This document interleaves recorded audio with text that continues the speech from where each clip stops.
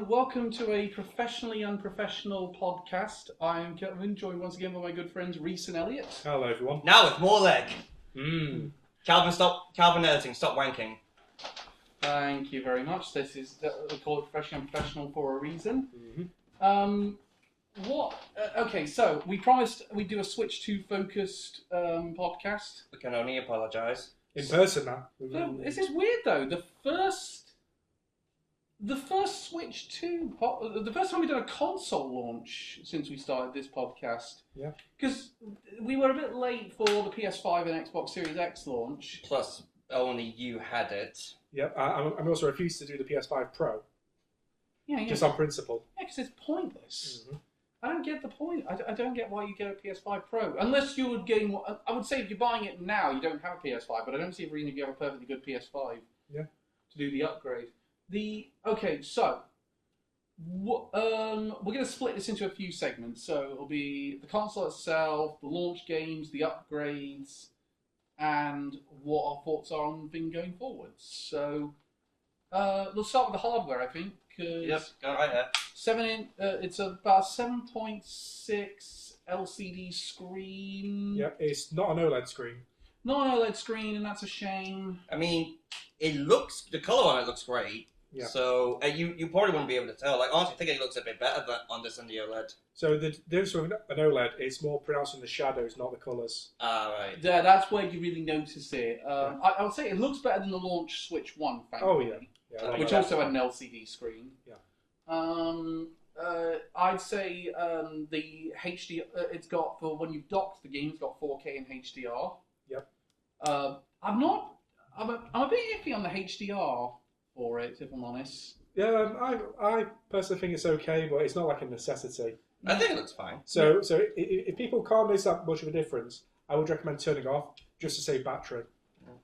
I would say turn it off when you're in portable, but if it's docked in, you might as well do it. Yeah. So the game I've noticed it the best in, jumping a little ahead, the game I noticed the HDR effect the best in was Tears of the Kingdom. Yeah. Because he refuses to play Breath of the Wild, because apparently it's not as good. It's well, you were doing Breath of the Wild, I did Tears of the Kingdom. Yeah, because that's why you decided to do Tears of the Kingdom. You didn't even know I was doing Breath of the Wild at the time. I'm going to go back and do the one I prefer. I was only meant to do it as like a small test to see how it worked. I've now gone a bit nuts with it. But I think there's a couple of things to talk about though. It's the new Joy-Cons. How are we feeling about the new Joy-Cons? Because fucking massive. Yeah, they are really big. I mean, like it makes the original like feel like baby's toys. Like I've got. And also, just gotta say, so satisfying. Yeah. Like, oh my god, I've just been doing this on and off all day.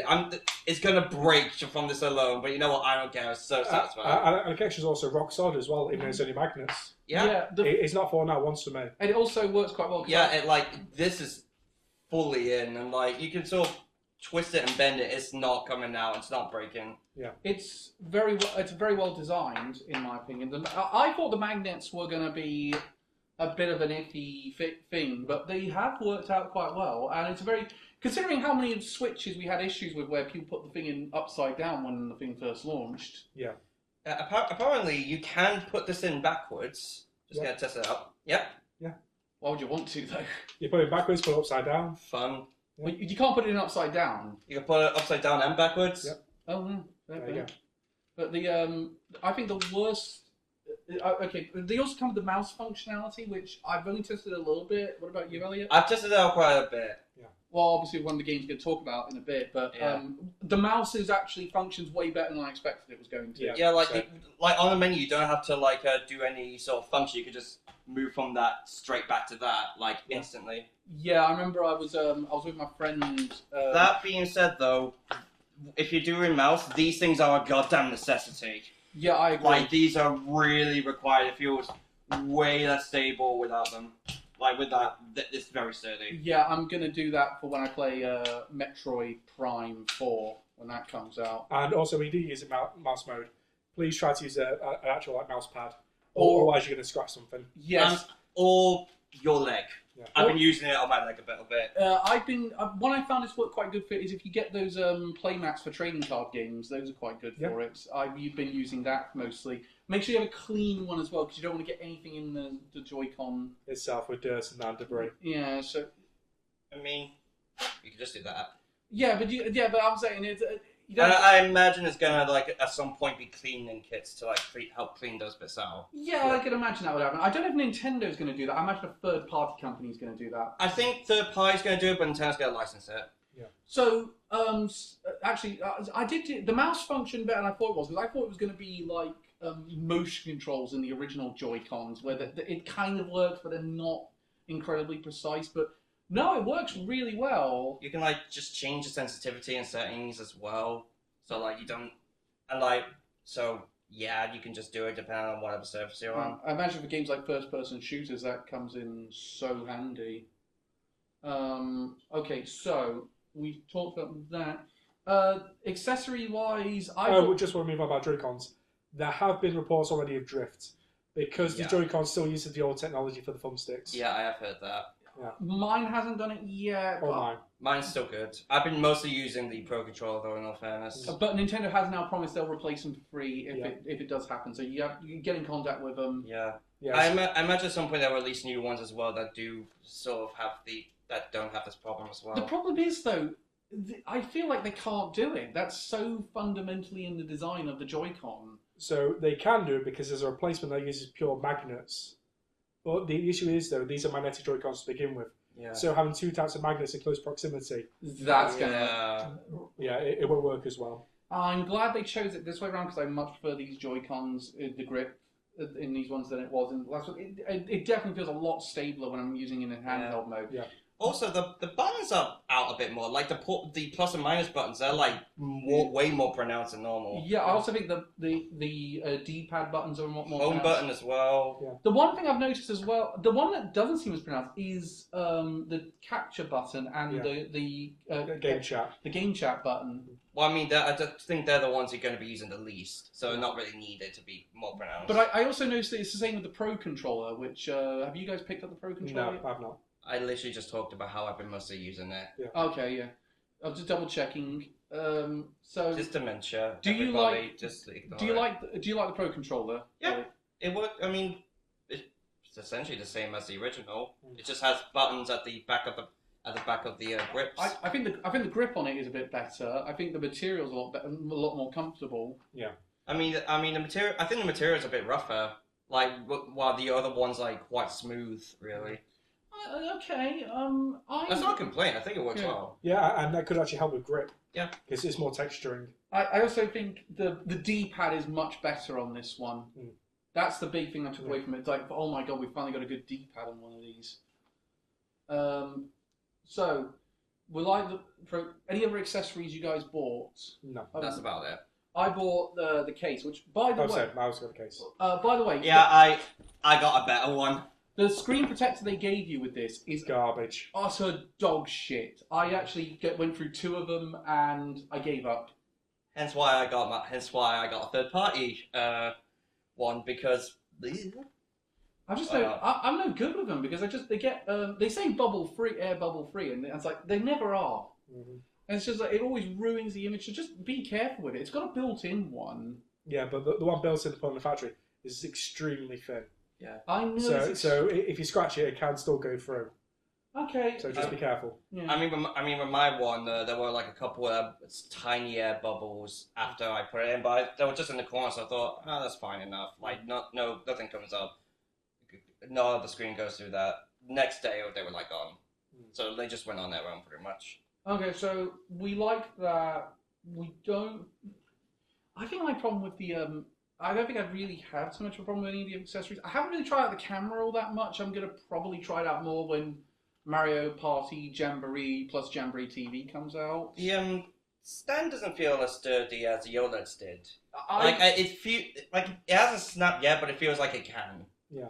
I know what you mean. It doesn't feel as it doesn't feel like it's as supporting the console as the OLED one did. Still not too bad. Well, my major complaint is that when you put the stand up, it exposes the memory card. Yeah. To be fair, So there's no cover on it. To be fair, it does that with the OLED as well. Yeah, but I'm saying as a design flaw still. Yeah. Yeah. It's amazing that design.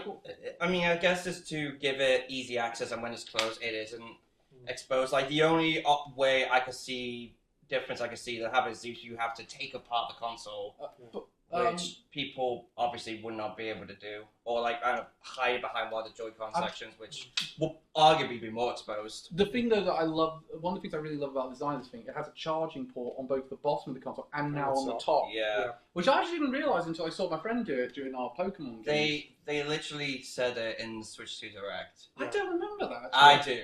I do. They really did. And it's so much more convenient now. Oh yeah, no, because one of the problems we always had with charging Switch 1 was if you want to charge it portably and play your game, it was very difficult. This now gives you that option. Because like this, if it's on the stand like that, you can't access the bottom unless there's a hole in your table. Yeah, so we like that. So I feel like what complaints in terms of the hardware do we have at this point in time? Hardware only, not that many. No, it doesn't feel like a massive leap, though, I would say, the Switch 2. I mean, I don't think it really has to be. It doesn't have to be, but this definitely feels more like what we were... Like, there's only so much you can really do with the Switch 2. Like, the Switch 1's hardware, I think, was already really good. Yeah. So there's only so much you can really improve on. The thing about it is, this feels a lot more like... Remember when those rumours for the Switch Pro were going around all over the place? Yeah. This feels like what I was expecting from a Switch Pro. Yeah, it takes the original Switch and innovates on it slightly. Though, I will say, this does feel like... When I play games actually made for the Switch 2, it does feel like a next-gen console. Guess one downside, only one colour Joy-Con. Yeah. I would have liked more colours. Like, because Switch 1 came with black, red, and blue. I would have liked to have. Well, I bet you're going to do like game-specific ones down the future. Like we haven't got one coming for Donkey Kong Bonanza, but I reckon they might do something for say like Hyrule Warriors or Metroid Prime. Yeah. Metroid Prime, yeah. Hyrule Warriors, no. I think for Zelda ones are going to wait for an actual release. They're definitely going to do some special ones for Splatoon. Yeah. Oh yeah, definitely. Like Splatoon. When Splatoon 4 comes out. But with Metroid 4, they better start those early because. According to it says a poster in London, it's out now. Yeah, that was bizarre. There's a poster in London Underground saying it's out now. Obviously, that was a poster that was meant to go up in a few months' time, and they popped it up. Either that or there's going to be a hell of a shadow drop in the next Nintendo Direct. Yeah.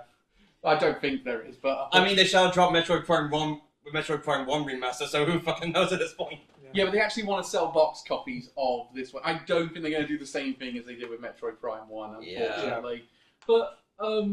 But, thanks for that cock-up. It gave us something to talk about. Has anyone actually tried that one now? Seeing if Metroid Prime 1 has mouse controls. I haven't tried it, no. I haven't yet. I'm wondering if anyone has. YouTubers don't know what to do.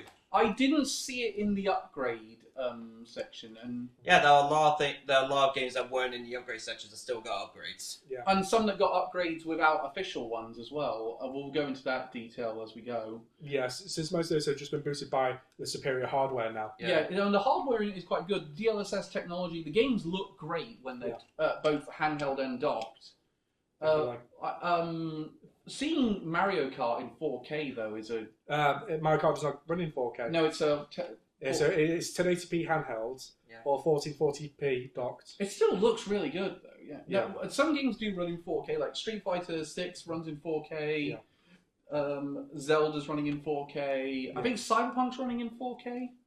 That one I'm not sure about. You need to double check that one. I'm not too sure about that one, honestly. Street Fighter 6, just to say back to the Mario Kart World comparison though, Mario Kart 8 Deluxe ran at 1080p docked. World now runs that same resolution in portable handhelds. Yeah, that's crazy. I was staggered when I used it in portable and handheld mode how good it looked. I guess in all fairness, 8 Deluxe is a port of a Wii U game. Yeah. So we can't really upgrade the graphics that much. Meanwhile, with this, this is new, so yeah, obviously you can make it really look really good. I think as well another. How do you felt without going into too much detail? How do we feel about the launch lineup when this thing first came out? Like, what games were there on day one? Mostly carried by third party, I think. Yeah, because the whole thing, if you go on exclusive new launch titles, it's very barren. Yeah, because it's Mario Kart, Nintendo Switch Welcome Tour. That barely counts. Let's be honest.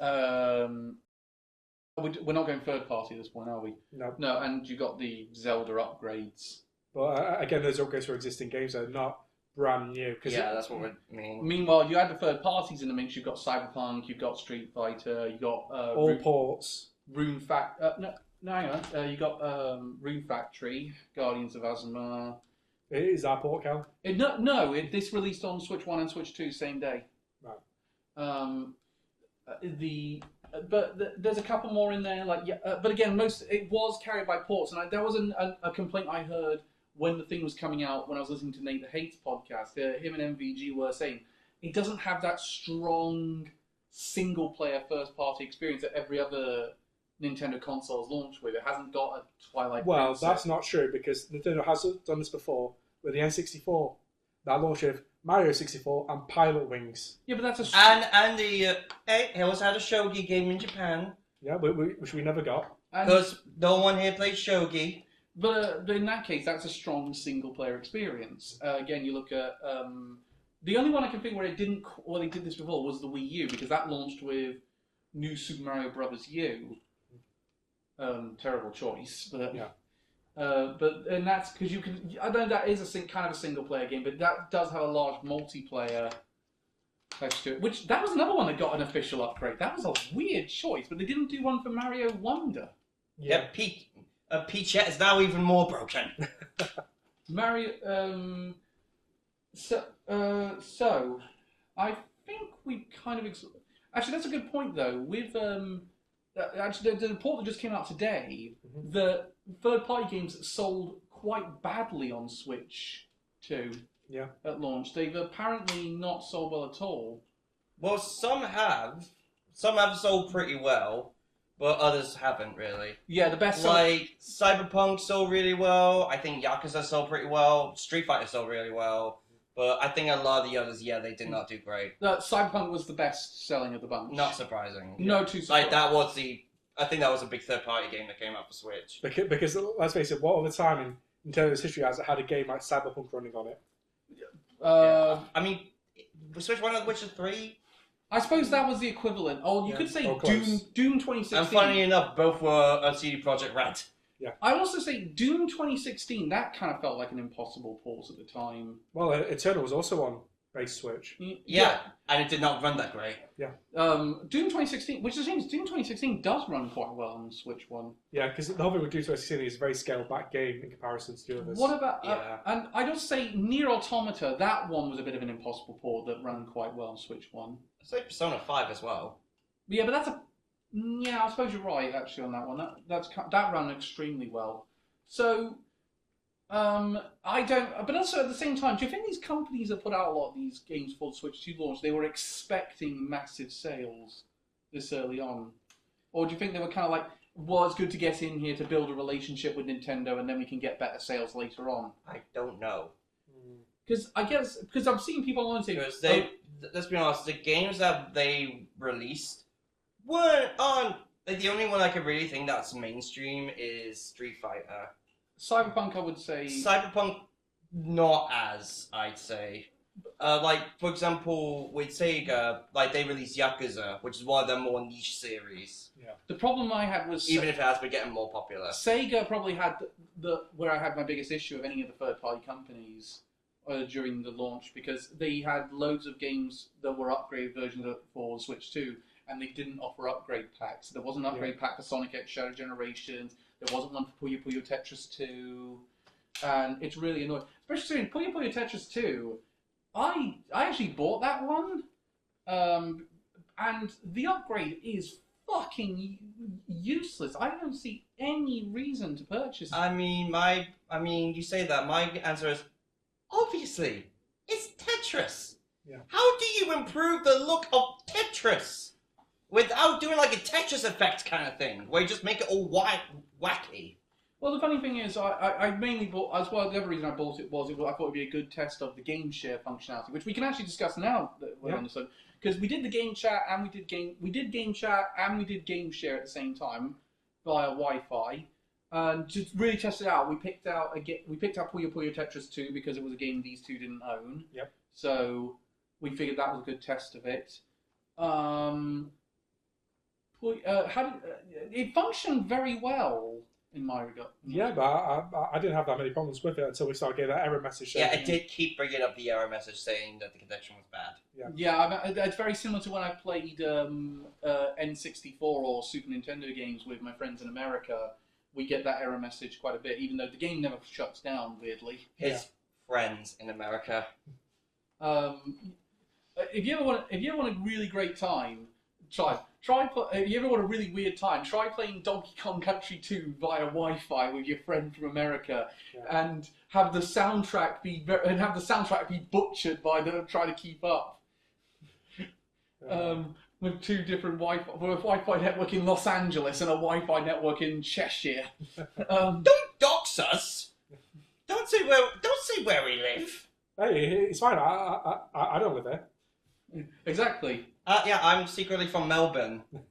I fly up every month. It's fucking expensive. But so GameShare works quite well. The one I've seen it, I haven't ran this, but I've seen it in other videos. I remember I watched a Good Vibes Gaming video on GameShare. The only major issue they had was some games didn't function well when they tried to do the GameShare from Switch 2 to Switch 1, and the big one they did with that one was they tried Split Fiction, and having played that game.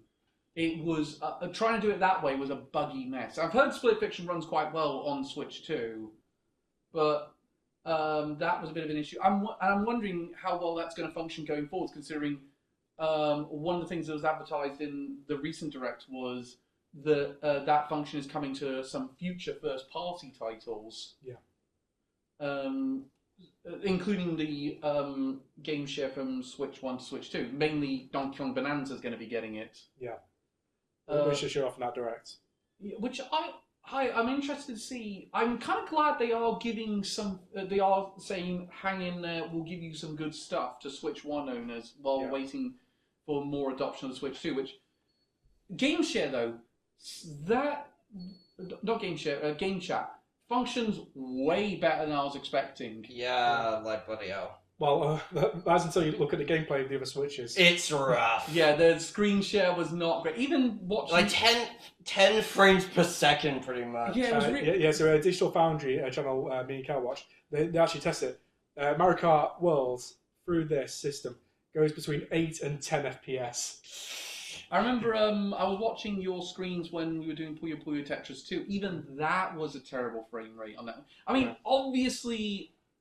They're limited a bit by the tech in this thing. They still have to make this a portable device. It does kind of make it funny though that they have an expand other person's screen and the frame rate does not change. Yeah. So like it's just you're doing well. I think it's laggy. I think it is going to come in handy though for like people saying in like a party like saying. I'm stuck at this bit. What am I supposed to do? Big in the screen. Even with the terrible frame, you're going to say, by the way, you need to use your... Say, for example, in Zelda, they're struggling with puzzles. Say, you need to move that... use Ultra Hand to move that there. Or in our case, when watching Calvin, just, no! Roll it! What are you doing? You fucking idiot! Go the other... No! Not there! So, how did you die again? That's a fucking choo-choo! I could see it. I could also see it coming in handy with like big online multiplayer games where you're teaming up with each other, like Fortnite or Call of Duty. Oh, yeah, those two franchises, all three of us play on Switch. Yeah. I didn't say us. We played. I'm saying there's other people. Call of Duty's not even on Switch 2. It's coming. Yeah. I mean, they signed that deal with Xbox. Signed the deal with Nintendo, so they got to start getting some Call of Duty games on there. Just watch it. Just be how long. About the Call of Duty DS port from years ago that ran terribly. Oh god, I remember those. Yeah, the bloody DS ports. I know a couple of people who had those. Oh really? Yeah. I did not. I did. Well, at least I didn't have them, and I don't think my mates had DSs. You see my point though. There's some of those online multiplayer games where you're on large maps where I could see that the functionality coming in handy. But I think for general chit chat. Now, one thing with Call of Duty, it could lead to more screen peeking. So if you're on opposite teams, I pray one of them doesn't use a sniper. Yeah. So here's a. Oh no, let's face it. If someone else uses a sniper, if you look at their gameplay, remember that's how they are anyway. It's how choppy it is. Oh, good point. Yeah. So that's why it's frame rate. It's intentional. Yeah, I would say it's essential, specifically for playing against snipers. I would say, despite the fact the microphone and audio quality is really good. Yeah, like we were amazed at doing it. Yeah, like your mum was in like the opposite. It was in like the opposite room. We could still hear her perfectly. Yeah, it was actually literally still next to you. Yeah, she actually was. Like there was no difference in volume at all. I'll point out, I was sat on the sofa I normally sit on the sofa. She was sat where They have no idea how far away that is. She was stood where the camera is right now, just for your guys' perspective. Right, so it's about 3 meters. So about 3 meters Plus, distance, yeah. and it's also good at noise cancelling out as well. That's extremely good. So aside from clapping, apparently. Yeah, that was a bit. I'm now wondering why that is, but so that being said, I think on a lot of reasons, I don't think people are going to shift from Discord. No. I'm also not sure how I feel about the fact that this is going to be locked off in a few months' time to people who don't have Nintendo Switch Online. Well, I mean, how many people who have this aren't going to be using Switch Online? That is a good point as well. Yeah, like people will be playing it, using it to play online with their friends, I think. And it is on the base model, so it's not as if you have to go for the new expensive model. Yeah. Yeah. So I think the cheapest one's like a tenner a year, is it? It's like $20 a year. It's £17 a year. £17 a year. £17 a year if you want to go for the base model, £35 if you want the expansion pass. I would also say, place your bets. I reckon they're going to increase the price of the expansion pass. Oh yeah. In a year's time, so it's like £40 or something. Because I'm thinking now that GameCube's on there, there's a lot of value for money, especially with the games that are coming. I think they're going to insist, which for the amount of money you're spending, that is extremely good value for money you're getting right now. Yeah. Like if you want an expansion pass, think about it, you've got Game Boy, NES, Super Nintendo, N64. No, Game Boy Advance. Game Boy Advance. I'm saying out of everything you get. Because Game Boy, you just get on standard NSL. You get Game Boy Advance, you get GameCube, you get N64, and you get Sega Mega Drive. That's a good selection of systems. Yeah, you have a good selection of systems and Sega Mega Drive. I mean, we'll get to talk about GameCube later on. But I think it's time to move on to the games because I think we've exhausted the hardware. Though I will say, before we do that, well done on the sales because it sold 3.5 million in 4 days. Yeah. That's a huge amount. And there are still retailers that are selling it. The stock's been actually quite good. Yeah, it's the fastest selling console in Japan's history now. Yeah. I mean, I heard people saying, "Oh, I didn't pre-order any, but I was able to go into like my GameStop and just buy one." Like very easily. It also does suggest the drop the price crowd. You know, the people that were spamming that in the comment section of Treehouse videos. They were definitely the minority because I feel like the people showed up and they bought it. Yeah, like there was one meme I saw which was of the Mario movie meme, which was so this is an improvement on the original Switch. You expected it to be the same price as the first one? Kinda. I feel like there was a lot of that business going on. Like I expected it to be a massive price rise on the Switch. It was a little more than I was expecting because in the UK the Mario Kart bundle that we all got was apart from me because I wasn't to get it. Yeah, no. Me and Ellie got the Mario Kart bundle. That was £429 and 99 pence. Yours was £379 pounds and 99 pence. Yeah, but because I got my pre-order a bit later than Cal, because you kept saying, Argos has got the pre-orders up. So I then clicked the link. All the Mario Kart ones are immediately sold out. Yeah, and I got a tip from one of my friends who's keeping an eye on a bunch of Reddit boards. Yeah. But literally, it's like 3 minutes from when I saw that message. So when I got onto it, all the Mario Kart ones were gone. Yeah, no, I had to message you guys as quick as possible. I swear to God, I messaged you guys as soon as I saw it. There was no delay in that. And I noticed your message 40 minutes later. But we had already snagged you one in the meantime. Yeah, thankfully. Okay, so games-wise, we're going to start with the launch title. So we'll start with the big first-party launch title, Mario Kart. Nintendo Switch 2 Tour. Okay, I can sum that up in one word. Pointless. Should have been free. It really should have been. It should have been the Astro Playroom equivalent. Yeah, honestly, it's fine. Yeah. But but it's soured by the fact they charged me £10 for it. This is not worth £10. No. It's fine, but there's no real substance to it. So it's a tech demo that I'm paying £10 for. It's Literally. Why do you think we didn't buy it?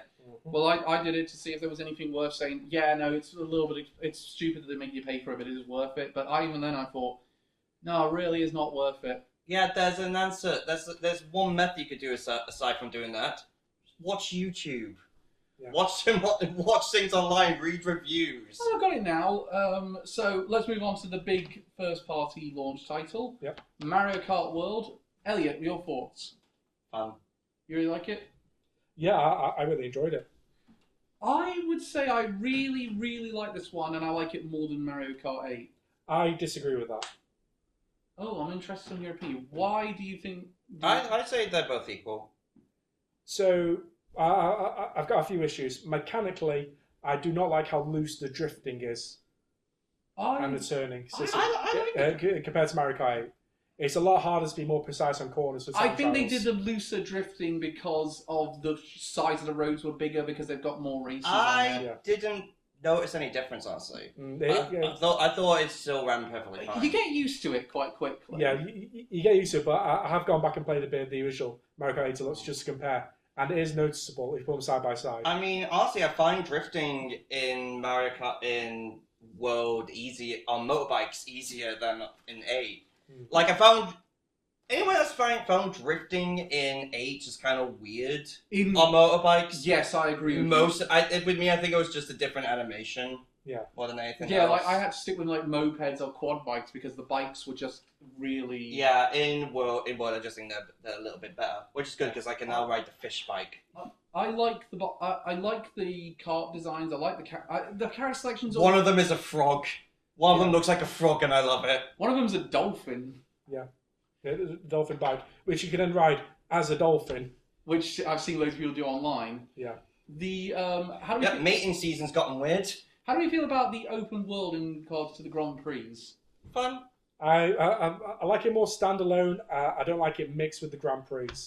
Can I be honest? I like it mixed with the Grand Prix, honestly. I like it as well. I think the problem I have with... I don't think they could have... I think the only way they could have improved it a little bit is if they just extended the amount of laps. So you do those 2 laps to get to the race course, and then you do a normal 3-lap race. Yeah, because otherwise at this point, when you get to the final race course, you only do like 1 lap, possibly more on certain ones. But it's like, I'm doing the Grand Prix to race these tracks, not to spend 2/3 of the race getting to said track. Now, it's that being said, they couldn't just have done Mario Kart 8 but with better graphics. Like, that was never going to fly at the launch. That would have been so deflating. Yeah. You had to do something interesting, and the open world aspect really does add an extra bit to it. And also, some of those tracks can go on for quite a while, even if you do add that in. Like DK Spaceport, that goes on for ages. Yeah, that has, like 8 laps normally? Yeah, 8 laps, and it's not too far to travel to it, at least in the Grand Prix, because you're going from... what's it? Crown City? No, you do Crown City second on the Mushroom Cup. It's hang on, I'll see if I can get it up. Oh, is it the train-based one? Yes, Windfall. It's called. It's annoying because it's one of my favourite songs in the game. I didn't know the Eye Under Sealed Door was in this game. It's annoying because that's one of my favourite songs in the game. And while we're on the subject, the soundtrack is phenomenally good. Amazing. It's great. Like I was amazed just how much of the series they drew from. Like I was driving along and suddenly I just heard "Jump Up Superstar." Yeah, I was like, "Wow, they put this in the game." And then I'm hearing the. I heard that. I was just like, "Okay, they're really milking the song now. You do something new." So like Mario World was there. Let me see. So in the Mushroom Cup Grand Prix, you're going from it's Whistle Stop Summit. Whistle Stop Summit. That's it. Yeah. Because it's that new. I don't know the names of the new tracks yet, so I just describe what's there. I never know the names of the tracks. I just go, oh, it's the train one. What's one that you really like, Elliot? Off the top of your head. Rainbow Road. Yeah, the new Rainbow Road is fantastic. So best Rainbow Road in my opinion. But it takes so long on time trial. It's like over 4 minutes. Yeah. It's so fun. It's absurdly long. That's part of the charm of it. Most of my favourite courses actually involve water. The water courses. So things like Peach Beach and Koopa Troopa Beach and Salty Salty Speedway. Yeah, that's like a very Venice-based one. Yeah, Cheap Falls I found is a popular one online. I do like that, but it's only having the random RNG Cheap pop about the water, because that has screwed me over more times than not. I think my favourite course though is Boo Cinema. Yeah. What a good idea for a course though. Yeah, it is my favourite boss track one. What's your guys' favourite returning track? I quite like a Down Jungle. Toad Factory. I had a look at a bunch of them. I'm going to go for Airship Fortress. Yeah, that is good, but now you skip so much with the new rail mechanic, so it doesn't really feel like you're racing it anymore. Mario Circuit though, what a great job they did with that one, because essentially to make that, they combined all the first 3 versions of the NES Kart into one track. Yeah. The amazing effort they put into making that happen. Yeah, well done, Nintendo. You actually made an SNES track interesting. Yeah, that's what I found fantastic. They made the SNES tracks interesting, because Koopa Troopa Beach is also an SNES one. That's one of my favourites.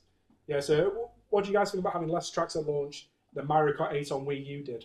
I think it makes up for it by the fact that the open world is there. If the open world wasn't there, I would have had a bit of a problem. Yeah, and plus, like, each of these are a combination of new tracks and old tracks. Meanwhile, with Mario Kart 8, they sort of separated them out.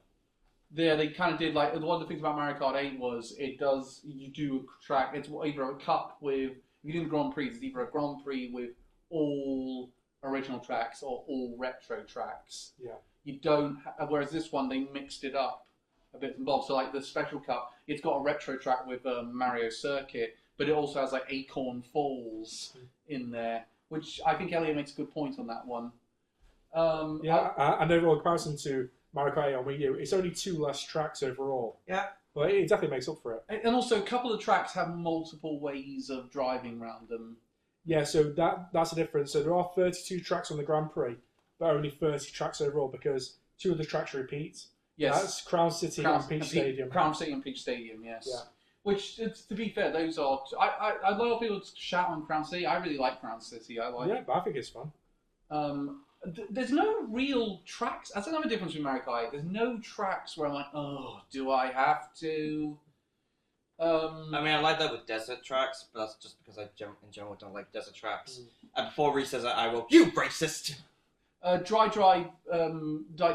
desert in Mario Kart 8. I hated that track, but there's nothing like that in this one. The other one I'm getting a bit sick of, because people seem to keep picking it on online, is Choco Mountain. Yeah, that's nostalgia, probably. Well, it's not really that nostalgic anymore, because it's so much of it's changed. It's so different. It's like if you hadn't played that really good remix of the Choco Mountain theme, I would never have known it was that one. Yeah, literally. Also, some Wario Stadium, they finally did a new one of that one, and it's so good. Yeah. Like the track design is really great in this one. The thing I don't really like about the game is, weirdly, it's the parkour. Yeah. I like the parkour. I like it when it works, but I find half the time it's not. It's a bit finicky, and it's mainly only for the open world. Like it doesn't. No, it is actually mostly for the tracks as well, because a lot of these tracks now you can do 80% of them on rails or equivalents. Yeah. Good luck trying that. Yeah, well, the best racers do. Yeah, it is something you have to get used to. Yeah, because for example, Wario Stadium is brought up. Yeah. A lot of those is mostly just rails only. You barely drive on the track for it. Yeah. I'll give you another example though. Like the fact of the matter is though, I don't like the way you sort of go for that jump to get onto the wall. You know, hold down the drift button without turning left or right. Yeah. It's really difficult to get the hang of that one. I don't think that's good for a general audience, which, let's face it, that's what Mario Kart is aiming for. Honestly, I found it kind of easy. No, I'm the same course, Cal. When I wanted to do a jump trick, I always found myself accidentally turning it into a drift. Yeah, I've done that. So annoying. I've done that a whole bunch of times, but the rail grinding is working quite well. Yeah. Like I do it all the time on Bowser's Castle, for example. That's a really good course for the rail grinding. Yeah. Well, the best I think is Shy Guy's Bazaar. Which is rail grinding. Well, Shy Guy Bazaar was already one of my favourite tracks in Mario Kart history, so I was glad to have it back. Oh, there is a way to race in daytime now. Yeah, I was going to say, because Shy Guy Bazaar. Let's be. I feel like though it's interesting though, because Mario Kart 7 plays a big factor. There's a lot of courses from Mario Kart 7 in this. Yeah, I brought that up in my review. I found that there were a few from Wii as well. Yeah. Like we have Toast Factory, we have Moon Meadows. There's a couple from Wii. There's and I brought my review as well. The Wii Tracks of Return also returned in Mario Kart 7. So there's even more Mario Kart 7 representation. And also the GameCube one that returned in Mario Kart 7, like Dino Jungle, which is one of my favourite courses in the whole game. So one of mine now. What do you guys think about unlocking the costumes?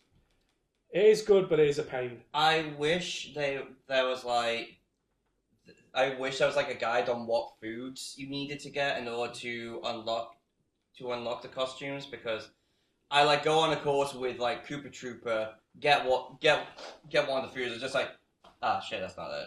Yeah, no, I've done that a whole bunch. I had to eventually look up a guide on Polygon.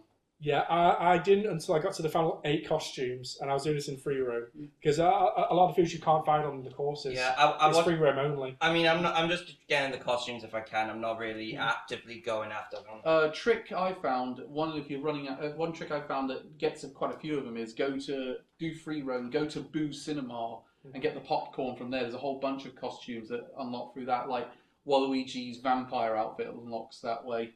Yeah. But a lot of the courses have their own individual ones. Like, I was struggling to find Waluigi's mariachi costume. Oh yeah, the mariachi one. Yeah, so I went to all the courses, could not find where to get it. So I had to look up, and then it's randomly on the Dry Bones course with the lava, the giant dead dry bones. Oh, so the mariachi trench has a reference in this. They remembered it. Yeah. I thought they'd all I made a meme about it. Of course, I remember it. I thought you'd all forgotten that one. Never. No. So to find the costume on that course, you can't actually drive on the track. You have to go separately off the track to 2 hidden vendors, and that's the only place that drops the costume. One of my for example, the pancakes only drop on Acorn Falls, and a couple of the costumes are unlocked through that. I think it's even worse though is unlocking the NPC characters. That's just random. No, it's not random. A lot of these are specific to courses. Yeah, but then you've got to still hope that someone else gets the comic. And that's going to be a major problem. So a lot of people have been trying to farm it online, and they've been trying to do like versus 2-player offline to farm it. People have been waiting over an hour for a comic orb to drop on specific courses. Why? Just to unlock a character. I feel like that's something I want them to do in an update. Just give us another way to unlock those characters. So in my review, I made a suggestion of saying if you encounter them in the free roam, you unlock them. Because all these drivers you can encounter in the free roam. Yeah, you can, yeah. But even if you interact with them, jump on them, hit them with shells, it doesn't do anything. No, I tried it as well. I thought there was going to be some other trick to it. But no, it's... So that's my biggest complaint with it. Have you guys played online much? No. No, not that much. I've played online quite a bit, mostly Knockout Tour. Which, by the way, Knockout Tour is fantastic. It's the best mode in the game. I prefer over Grand Prix. It's fun. Yeah, I prefer it well over Grand Prix. I've won it twice now. Because this is the mode that I think works best with these more highway sections between courses. Yeah, I agree. And though I do think you see even less of the tracks in these modes than you do. Well, yeah, they're not meant to be circuits. They're meant to be like just sprints. Yeah, that's obviously a good point. But again, I also found it interesting. There's way more people doing Knockout Tour online than there was doing the general races. Yeah. So I think they're gonna, whenever they do DLC for this, when they add more tracks, they're also gonna have to add more Knockout Tours. I mean, yeah, which usually can do. It's got to be expected. I mean, I'm anticipating one of the DLCs going to be mostly Donkey Kong focused to tie in with the new video game. You're just saying that because you want Diddy Kong in the game. Yes, I want Diddy and Dixie Kong in the game. Notice how he likes the children apes. Hey, let's bring in Cranky Kong. Let's bring in Paul. No, she showed in Pauline. Yeah, no, let's bring in Chibi Pauline. Yeah. Again, child. Yeah, but that's the point about the costumes. All these costumes are not created equally. So, like Mario himself has 8 costumes. Pauline has 2. 2. Yeah. And it's like, just distribute them more evenly, because in total, there's 127 costumes. Also, the NPCs don't get any costumes. No, nothing. I would love to see the dolphin with another costume, or the Goomba with another costume. Give Goomba a hat. Give my boy a hat. Yeah, but literally, overall, including the new NPC drivers, there's 50 drivers to choose from if you unlock them all. I mean, yeah, it's a hell of a list of characters, but I mean, which ones am I missing? I mean, it does feel like the NPC drivers are a bit random. Yeah, like with what they've added, like you think, oh, we're gonna get fun like oh, we're gonna get a bunch of fun Mario characters in. It's gonna be cool. Why can't I play as a cow? Why is there a cow? Well, the cow is actually good because now drivers have secret buffs. So the cow has a speed buff if it's driving on dirt terrain.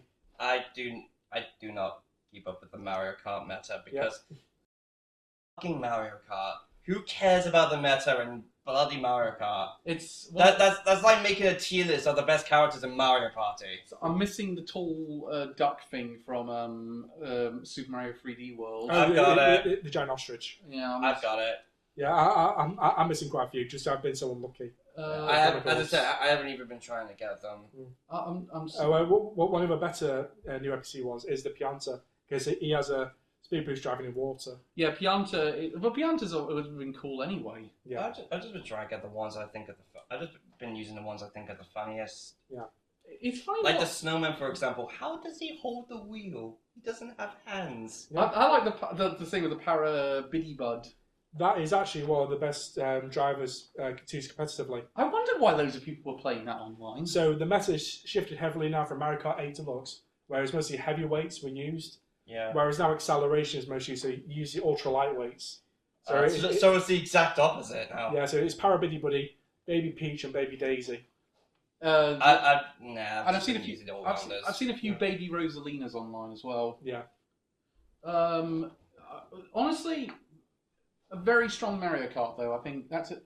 Yes, so overall you got 30 courses, 50 drivers, and 40 karts to unlock. So there's a lot of content. How do we feel about like the open world though with the P challenges and all that business? Fun, but a bitch to find. Yeah, they're a bitch to find, and they're not that rewarding. The only rewards you get are stickers. I think they're fun. I think they're mostly there for fun, though. Yeah, they're fun, but I would also like to use this as a way to unlock new drivers as well. Yeah, and also they're good for like they're good for like portable play. I think it can also help us practice for parkour stuff. The problem is though, some of them are you're like, yeah, it's practice for parkour, but you'd never be able to do that on the actual track in a race. And also, you can barely find these because, like Ali said before, there's so many. There's nearly 400 of them alone. They should give you an option to unlock that on the map. And actually, speaking of unlocking mirror mode is a bit of a faff. Yeah. So this is one of the first things I did.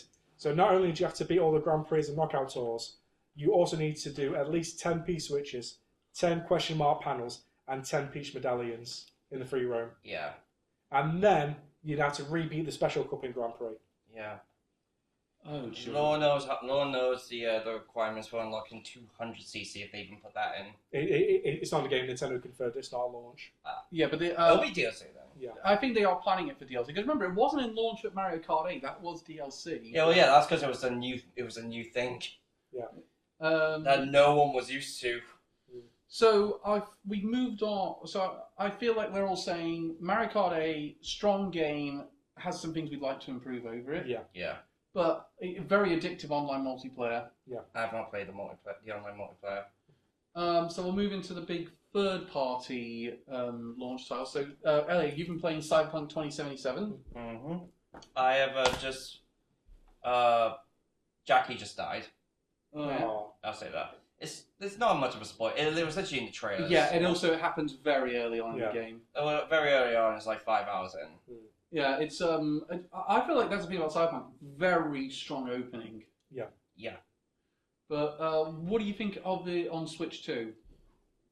Runs fucking well. Oh my god, it runs so well. What the hell? Have you tried it in handheld as well? Yep. How does it run in handheld? About as well. Oh wow! Like it does have a performance mode and a presentation mode. On the graphics mode, I think it is at 30 frames per second and does on occasion drop. But on performance mode, yeah, it's like I think around 40, 50. It like runs super well. That's good. Like it's altogether staggering how well it runs. It doesn't drain the battery that quickly either. Like at least no quickly than all the other games do. Yeah, because that was another thing. The battery life on the Switch 2 is not amazing. Let's be honest. Yeah. Yes, it's on average for me it's about 3 hours playing Mario Kart. About 2.5 hours for me. I think it took like an hour for it to get to like 60%. Maybe. Yeah, no, it's Oh, that's something I forgot to mention on Mario Kart as well. So it's normally 60 FPS, right? Did you guys know it drops to 30 if you do one specific thing? What thing? Photo mode. For some reason, when you pause the game and do photo mode, frame rate cuts in half. I never did photo mode. I kept doing it by. I'm not someone who does photos in games. I kept doing it by accident because I was trying to get the map up and I was trying to figure out what the map button was. Yeah, so I was setting photo mode for part of my review, and yeah, for some reason, the rest of the game 60 FPS completely solid, but it's 30 in photo mode, and it goes so choppy. For pretty much like no reason, because everything's paused. So it comes. What I love about this is it comes on the cart with not only the entire game and the update they did, the big update, but also the Phantom Liberty DLC. Yeah. All natively, like no keycards or anything. Yeah. Like that is a big brag for CD Projekt Red. Like it's the same. It's in the same vein of when they put The Witcher on Switch. Yeah. Like all the other ones were just like, oh, we made the Kingdom Hearts 1 cloud game because we can't be cheap, we can't be yours. Meanwhile, they're just like, fuck it, we put Witcher 3 in this DLC on Switch. Okay, we ball. Fuck it, we ball. And it feels like, do you think... Like, it's a fucking big brag for CD Projekt Red. Okay, comparing this to Witcher 3 on Switch 1, do you notice any sort of compromises to get this thing working on Switch 2? Minor. Like, Okay.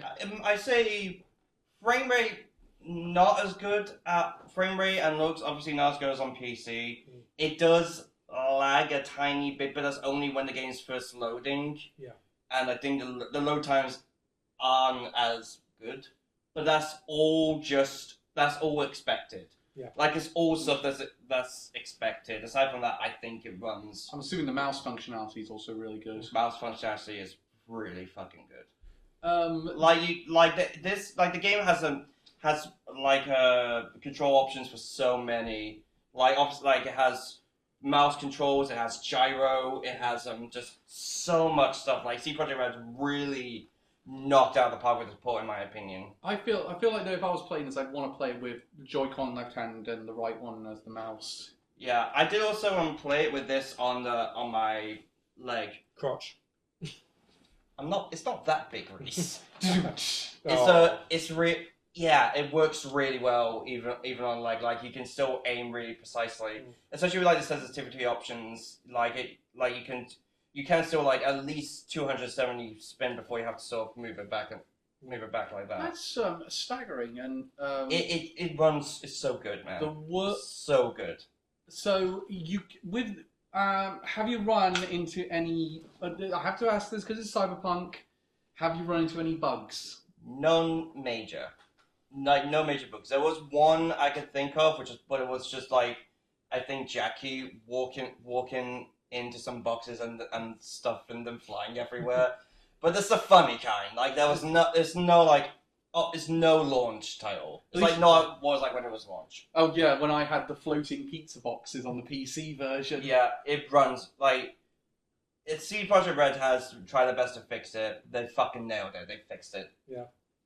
And I think this is the absolute. If you have to get any third-party launch title, this is the one. I would probably agree, based on some of the things that I've seen. It's also though that being said, it's also kind of weird that there's a game on the Nintendo console where you can see uncensored tits and hear someone say the word cunt. Yeah, you can't play this on when you're on public transport. Let's put it that way. Because this is that's another thing I would make by entirely uncensored version. Yeah. You can see knobs and everything. You can make a woman with a knob. Trans rights. I gotta love love this. The fact they finally fixed this thing, man. Honestly, now that it is fixed, Cyberpunk is a legit fantastic game. I'm really excited for Cyberpunk 2. Speaking of which, what storyline did you go for? Well, it's not really much of a storyline. It's more just the introduction. So there's the introduction there's Nomad, Corpo, and Street Kid.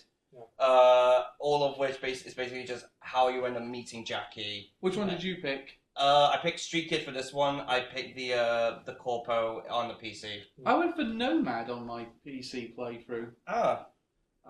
So I'll be interested. Literally the one difference, as I said, is just how you meet Jackie and how you get down that route. It really doesn't affect that much from my experience. Maybe they've changed that in the updates. But it does give you other dialogue options. I know that much. Yes, that's another thing it does. It does give you other dialogue options, but So There's nothing like really major. So I think I'm with you. I haven't played it yet. I'm dying to play because I wanted you to have this at the moment. Yeah, I'm absolutely going to be doing a full playthrough on my Switch too. It is so good. Okay, so we're set on that one. The other big third-party launch title was Street Fighter 6, and yes, I did buy the game key card to test how well they function. I will say Street Fighter 6 is actually a good example of how to do one because it's actually cheaper to buy it this way than to buy it online and get the DLC as well. Yeah. It was actually cheaper to buy the box copy with the DLC. Yeah, that's what I did with the Cyberpunk and Yakuza. Going both from HMV, they were actually quite a bit cheaper. Yeah, so I did get a good discount price on this one, and I got all the DLC fighters from year 1 and 2. It functions very well, and I'm saying that as someone who's played a lot of Street Fighter 6 on PlayStation 5. Runs at a good stable frame rate, even online. Online was actually quite good. The one major issue I had, no cross saves. Yeah. So I wasn't able to bring over my ranks from, despite the fact I had to link my Capcom account to this one, I wasn't able to bring over my ranks, online ranks for the characters on PS5. What else can I say except No, I still think there's a reason to have this version though if you've already done it, because again, it is cool playing Street Fighter 6 on the go. Yeah. I'm very surprised it doesn't have the game share functionality. That's one that did surprise me. One question. Can they play with separate Joy-Cons? Yes. So they can just play it like that? Yes, you can play it like that. So you can do two-player multiplayer like that? Yes, you can do two-player multiplayer like that. Fucking sick. So it is two-player multiplayer out the gate. Yeah, it is one of the control options they offer. It's obviously comes with all the modes that they at launch, all the. It was a fucking massive download though. Yeah, I'm surprised. Especially because it's not so much DLC.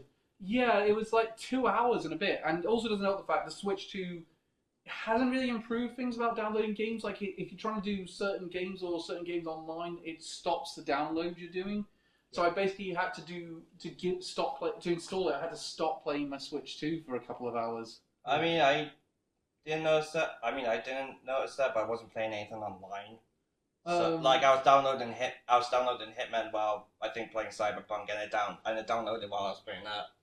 Okay, so that's interesting because it didn't. I think it is just when you're playing online. Yeah. It was funny though because I tried it. I tried playing Tears of the Kingdom with the download. It did stop the download. Were you also using the app? Oh yeah, actually that might have affected things. I was using the Zelda Notes app. That might have affected it. Yeah. Okay, so I think things have improved slightly on that front. But okay, so if you haven't played Street Fighter 6 up to this point, I can recommend this version of it. So there's no real compromise for it. Sorry about that. It's alright, Calvin just dropped his prosthetic penis again. I did have. He did, everyone. Yeah. I did try out the amiibo functionality as well. Of course. Of course. You don't get much for it, even if you get the Street Fighter specific amiibo. Of course. You get some decent stuff and they're good collectibles, even though they are bigger than your normal amiibo. But oh my! I do think if you missed out on them and you're not that bothered about amiibo collecting, you're not missing out on much in-game stuff. Yeah. So yeah, can recommend Street Fighter 6. It's pretty good, but it's not the best version. And I will quickly say, Ruden Factory Guardians of Azuma. Pretty good action RPG. That's all I can say on that front. It's relatively functions well. They actually streamline the farming sim functionality of it quite well. Doorbell? Yeah. Jesus!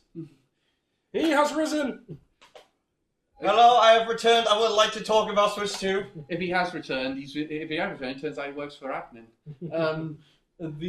That sounds like an indie band name. Jesus works for admin. No, it sounds like a ska band. Yeah. Jesus works for admin.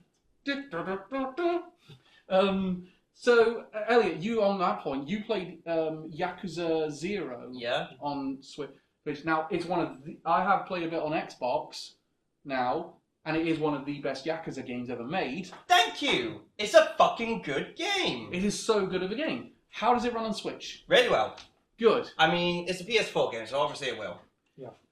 Does it, you reckon, any drawbacks with the Switch 2 version? Not really. I think Yeah, not really. I think it runs very well. That being said, though, the Yakuza fan base are not that happy with it. Why not? They have added new cutscenes because it's a director's cut, and I haven't really reached any of the new cutscenes, but according to them, they are entirely pointless. So it's basically... It's like I've heard like some people say they kind of retcon some things, and I've heard them also say, yeah, they don't really add anything to the story. Like, in all fairness, this is director's cut. So these are kind of unnecessary scenes. Wait, so this is basically what 4Kids did with Pokemon Forever. Kinda. Yeah, because they added a bunch of extra scenes in that one, so that it would hammer home the plot twist at the end. Yeah, but like the gameplay is still just as good. Which is good, because that's what's so good about Yakuza 0. The gameplay is just so there. Yeah, it's all still really fun, but yeah, the Yakuza fan base aren't a big fan of the new cutscenes. Okay, so that's the big... I mean, you would have thought they would take their blessings after the Amazon series, but... If in all fairness, there's a bit of strife for the Yakuza community in general because they weren't a big fan of the pirate game. Any third part? They thought the storyline was too silly. Like they feel like the Yakuza series has gone too silly with the stories. Yeah. Which the storylines in Yakuza are usually really serious. It's the sub stories that are silly. It feels like they've gotten the silliness is sort of seeped into the main story, which honestly I kind of agree with. Yeah, because when you guys streamed the last one, it was the giant baby gang showed up in that side quest. Yeah, that's common with Yakuza actually. Yeah. There are a number of ones where you get a bunch of like gruff Yakuza dressed as babies. We also have remember. But also like because in Infinite Wealth, this is a point in my review, they really upped up Ichiban's wackiness to a point where it didn't really feel right. It's kind of one of those things of they overdid it. It's like everyone kind of liked this in the first game, so let's do it double the amount. Yeah, like it was. He gave Psycho a nickname in Like a Dragon, calling her Satchan. He's now going to do it with every new character he meets. And he's going to do it for some reason, and it's kind of annoying. And he's going to do it with finesse. Yeah. So you can recommend this version of Yakuza 0. If you're a fan of Yakuza, yeah. If you're new to the series and want to play the game portably, then yeah. But I think you're probably gonna get the same experience without the unnecessary cutscenes if you just play it on PS4. Would you say Yakuza 0 is a good jumping on point like a Dragon is? Oh, definitely. Like it's essentially the start of the Yakuza timeline. I agree. It's a good top. Like a lot of people would say, yeah, start. You can start. This game is absolutely a good one to start off with. See, I was going to say it was, but I wanted you to say it because you're like a Dragon expert out of the three of us. Yeah, the way to do it is either the way to play the game is either in timeline order or release order. So, like, some people will either play this first or after 5. Oh, so it's like people saying how to watch Star Wars then? Kinda, yeah. If we start with the original trilogy, release order, or chronologically. Before we move into upgrades, Reese, did you play any significant third-party titles? No, most of us just revisiting the older ones. I did play Hitman. Yeah. Oh, Hitman! How'd you find Hitman on Switch 2? Runs worse. Wow! Like I've seen footage of Hitman 1 on PS4. The frame rate in that, the frame rate is better on the PS4 version, actually. And there's not really any way to change. There's no like performance mode or anything like that. And there's like no new control options. So like you can't play with the mouse or anything. Great. It's fun though. It's still Hitman. It's still fun. But well, IOI Interactive, who made the game, have been saying they are doing more patches for the future because they're bringing in a new co-op mode. Yeah, but I mean, like, you do still get all, like, this does come with with Hitman 1, 2, and 3, does come with the side missions, does come with, like, the DLC, and, like, they are currently doing the Bond expansion, the limited event. But I've got it on Xbox, and I don't see a reason to double dip. Yeah. If you don't have it, I'd say it's a good If you don't have it, it's a fine enough version. Yeah, or when they do introduce co-op, Yeah. Yeah, which, to be fair, Hitman is a really good game. Yeah. Yeah, it's so fun. Yeah, because it's a really old franchise. But I still enjoyed it. Are we at all worried then for First Light next year? You know, the Bond game. Yeah, I wouldn't say so much on the other consoles. Maybe just if they bring Switch. Yeah, maybe. It is. There a Switch version has been confirmed, obviously, but I mean, we'll see. okay. So that's pretty much all the launch titles that we can think of that weren't upgrades. So let's move into the. Let's start with the paid upgrades. So the big ones obviously were first party Breath of the Wild and Tears of the Kingdom got upgrades to make them run at 4K 60 FPS. Yep. With the Zelda Notes app for aiding in 100% completion. Elliot played Breath of the Wild. I played Tears of the Kingdom. Yeah, because I'm someone who respects your games, while you're someone just, it's not as good. I can't go back to it. I like Breath of the Wild, but I like Tears of the Kingdom more. Yeah, so you just ignore the other one. I wanted to play Tears of the Kingdom again. You're a biased bitch, and admit it. Reese. I've not played either of them yet. Well, they are free as an upgrade with the expansion pass at the minute. Otherwise, it's £10 a pop, isn't it? Yeah, it's £10 to do the upgrade. I will say as well, one of the things I did like is about it does, when you get these upgrades now, it essentially overwrites the Switch 1 version and creates a Switch 2 version, but it doesn't take up as much space, so it's not like a new digital file. Yeah. So, for example, Tears of the Kingdom is only taking up 4 gigabytes of space on my Switch 2. I'm assuming it's the same for you with the Breath of the Wild. It's not. Probably, yeah. I imagine it will be. Though in all fairness, we are using the actual cartridges. I imagine it will be definitely more digitally. Yeah. Yeah. I imagine that will take up more. But I'm saying space. if you're using the cartridge as a way of upgrading it, that's what happens. Yeah. Yeah. The upgrades were pretty easy, in my opinion, to get done. I mean, you literally just go into the store and said, I'll take that. I think you can pre-order right now some of the other upgrades, first-party upgrades like Mario Party and Kirby. Yeah. What's your opinion then, Elliot, on Breath of the Wild in 4K 60? It's fucking weird. I know, isn't It's it? so weird to see it's done. It's not natural. It's like, this is not right! Why is the frame rate so good? Yeah. Why is it running so smoothly? Why is it also affecting the cutscenes? It was one of those, it was like, oh my god, this runs so smoothly now. And the HDR actually looks quite good in it, which it didn't really look that great in Mario Kart. Why is it so much more colourful?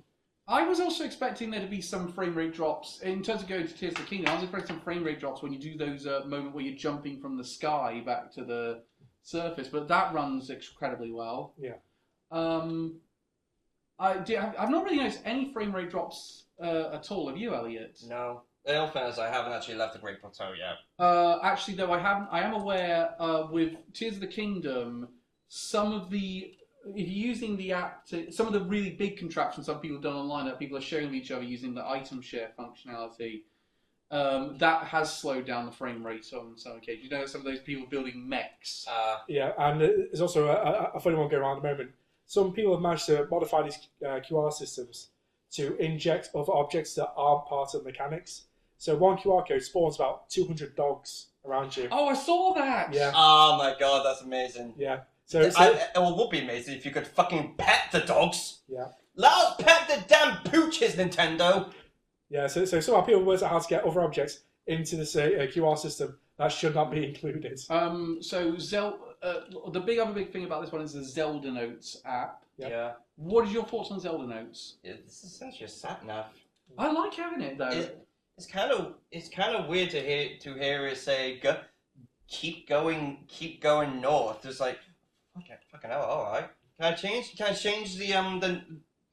the voice to be Brian Blessed? I was going to make that joke as well. Fuck you! I got to you first. Turn left, tosser. Another thing about I like the Zelda memories as well. That's good fun. Yeah, didn't they add more into it?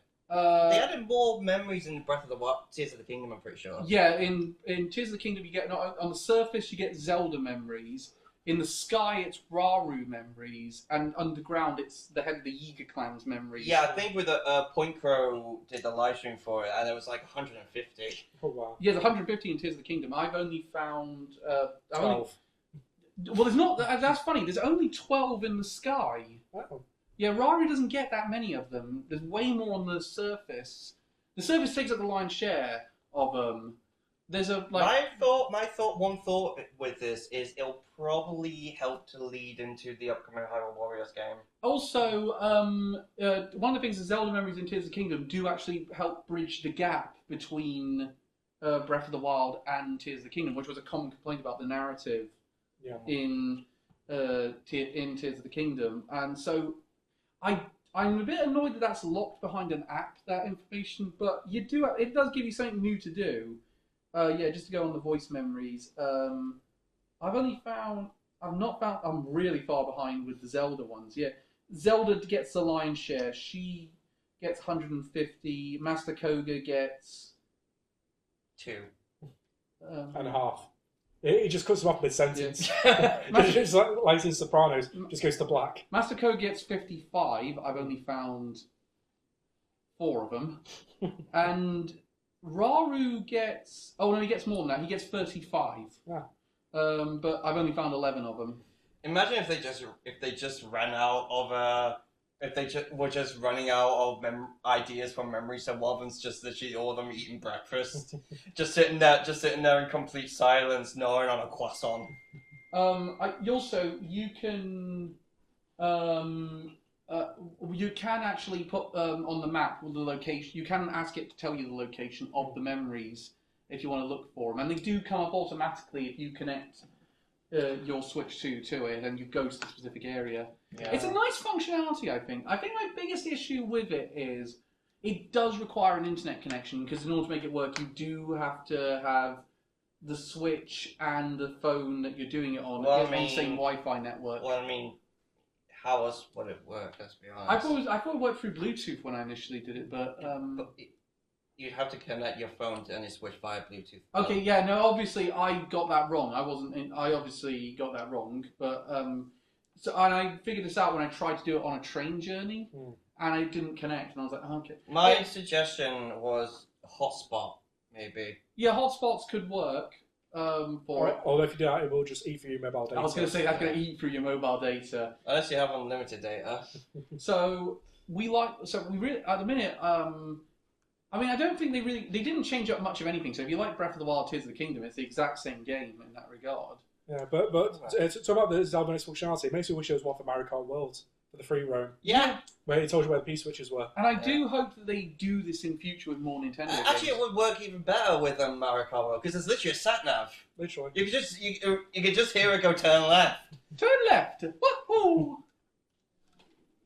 Wow, turn left, you fuck! I like the but that does make sense. So I hope that this sort of functionality does go into future Switch games, especially considering that it actually does a really good job telling you what your completion percentage is in each regard. If you go how would it work in other games? Like, how would it work in Smash Bros? Your opponent is about to hit you. Please, we advise you. You did not dodge in time. You are now losing the stock. Please kick Sonic in the nuts. It could. Please keep Sonic's player in the nuts. So, for example, if you go into navigation here, it will say here how much I've done. It says I'm on 23% completion. I've done that much of the Shrines of Light. I've done that much of the light routes. I've seen that many wells. I've been to that many stables. Basically, and I've got that many hidden... I've only done 9% of the hidden Koroks. How many are there? It's like 900. Yeah. Jesus Christ, I'm going to be here a while. Yeah. Bro's a big Tears of the Kingdom fan. Forgot how many Koroks there are. I didn't do all the Koroks the first time, so... No one did! There's over 900! Yeah, and do you guys know what the reward is? Yeah, golden shit. In Breath of the Wild, I think you get a better reward for it in Tears of the Kingdom. 2 golden shits! At least they serve the functionality of the Marumba guy giving you extra space for your weapons and shields and bows. Yeah. And also that dance is very infectious. Oh wait, just realised there's one thing we forgot to talk about in the game section. What? GameCube. Yeah, we'll talk about that. Well, let's wrap up this and we'll talk about that one. Yeah. So it's really... I really liked playing these games. I really like playing Tears of the Kingdom on Switch too. I think it's a fantastic upgrade. I tried out The Witcher 3. Runs better than on Switch 1. It's capped at 30 frames per second. Breath of the Wild though, Elliot, what was your final thoughts on it? Fucking weird. It feels like one that we're going to get to one that's even weirder when we get to it. But So GameCube, it's out now. Only 3 games. 3 games at launch. F-Zero GX, Soul Calibur 2, and Legend of Zelda: The Wind Waker. Yep. I've played all 3. Spent most of my time doing Wind Waker.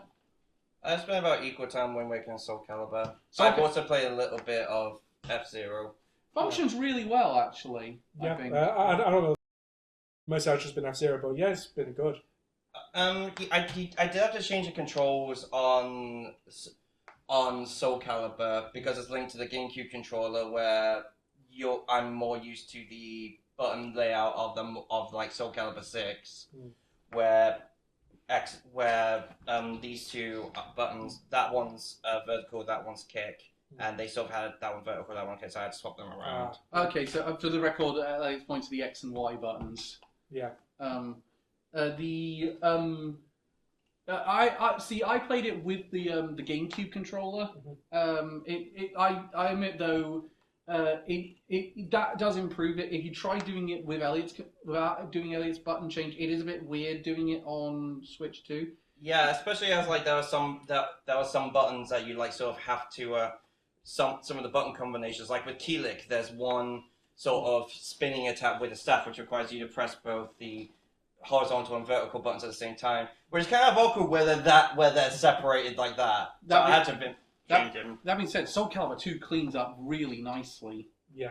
I mean, yeah, it's my favorite fighting game.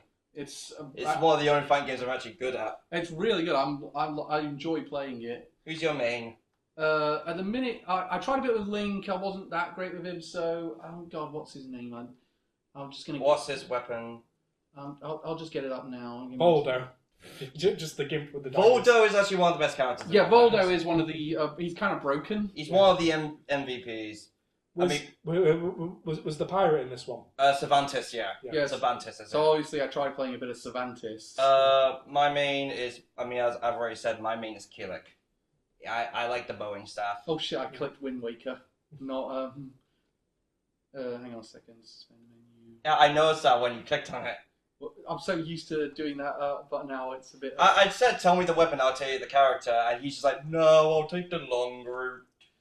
It's okay. I want to make it seem like I'm smart. Funny. I know I am. I've mostly been playing as Link, but I have played a bit as Savant. Is it Cervantes? Cervantes. Cervantes, that's it. Haven't tried doing Voldo yet. I need to get around to playing as him. But there was one other character I really had to go of. Oh, so he does like the mummy gimp. Let's see, who was it again? Oh yeah, I'm also quite good as Necrid. Oh, him, the Tom McFarlane creator character. Yeah. Who never returned. Yeah, because people really hated the design of him. Nightmare's cool though. I like him. Well, it's funny because in that one he's just using Siegfried's moveset. Because in the story, I believe Siegfried was possessed by Soul Edge at the time. Yeah. So, okay, so Soul Calibur, that came out very well. No major issue there. Yeah, it's fun. I've been spending a lot of time playing survival. And also, unlike N64, there's no real issues with the emulation at launch. The emulation's quite good at it. Yeah. Yeah, flawless. Wind Waker cleaned up very well as well. Wind Waker's been a lot of fun, yeah. I've enjoyed playing that. It's a good one for if I want a game that doesn't use up too much battery on the train. Yeah. Even though GameCube does eat up quite a lot of battery still. But, so GameCube functions quite well. I would like them to add some more games soon to it. Yeah. That has been the problem with NSO. They add games so infrequently. Yeah. And it's always the most random games they add anyway. Yeah, like we're all going to be going, come on, Sunshine, Chibi Robo, Smash Bros. Next thing they add, The Incredibles, a video game. I'll bet you anything. Next month it's Coliseum and XD Gale of Darkness, and they're going to shadow drop those after the Pokemon Presents. Maybe. Yeah. I feel like most likely the next one's probably going to be Sunshine now. Sunshine would be cool, especially considering that not everyone has access to 3D All-Stars. 3D All-Stars, which did get an upgrade, weirdly. Yeah. Even though people physically can't buy it anymore. You can. You go to CX, you see one of those lying around. Yeah, but not from Nintendo Direct. Yeah, no, obviously for that reason. But if you want to find one, you can find it. Yeah. So I got no real complaints about the GameCube. N64 got an update though for Switch 2. Yeah, didn't they have like button changing? You read button mapping, and they also added the ability to rewind functionality. Yeah. And apparently, I've heard from a game dev that I follow on YouTube say he doesn't think that that's a hardware issue with Switch 1. They could get that functioning on Switch 1 if they wanted. I just didn't think about it then. Yeah. So that's other than that, no major updates to NSO. No. So that was the paid upgrade. Was there any more paid upgrades, third party wise, that we played? So we're talking paid, not free updates. Don't think so. No. I guess you can technically count the Sega games. You have to buy an entirely new one for the upgrades. Yeah, that was. I tried that with Puyo Puyo Tetris 2. I haven't tried Sonic Generations yet, but I've heard good things about it. Have you bought it? Not yet. I'm gonna. That's shocking. Same. He buys Tetris, but not Sonic. You're betraying the furry fandom. I'm trying. I'm gonna buy because you guys all said you could just not buy it. Yeah, but we knew you would anyway. Yeah. Because you are Sonic's bitch. I want to buy it, but I just don't. I haven't got around to it. He's to the point. Cal's got a statue of Sonic through there, with his hands out to hold his nuts on. It's my phone holder, dick. That's what you call it. Yeah, that's what its purpose is. Yeah. It's not what I use it for. Yeah. He's literally got his hands curled up as well for spherical objects. My God, there's so much hair on it. For the love of God, can we move on, please? I didn't know you could turn Sonic that white. Let's move on to the paid upgrade. Oh, so that was the inspiration for Silver. Yeah. Okay, so we're going to go with games that got official upgrades, but they weren't paid for. So for example, that happened with games like Mario 3D All Stars, Mario Odyssey, Pokemon. Yeah. Weirdly, Brain Academy got one. I don't know what that was about. ARMS did for some reason. ARMS got it. Even though no one's played that game since 2018. I also think that Kirby Dream Buffet, I think they also got one. Yeah, Kirby Dream Buffet got one. Even though no one plays that anymore. I do play that with some of my friends, actually. Why? It's not good. It's good. I like it. It's not. I'm sorry, it's not. It's just a worse version of Fall Guys. Yeah. I'm going to stand by Kirby Dream Buffet. I like it. Oh, well, you are a bitch. Anyway, so I'm going to start with you, Elliot. Which have taken up a lot of time for you? Witcher 3. Witcher 3, but that was not an official upgrade, so we'll get to that later. Yeah. Well, that's a shame because that's the only one I've played. You already said it ran pretty well on Switch 1 compared to Switch 2. Reese, how many have you done? My main one has been Scarlet and Violet Pokemon. Splatoon 3 got one. Yeah. I've not played that yet. I haven't. I've played it. I have seen footage of Age of Calamity.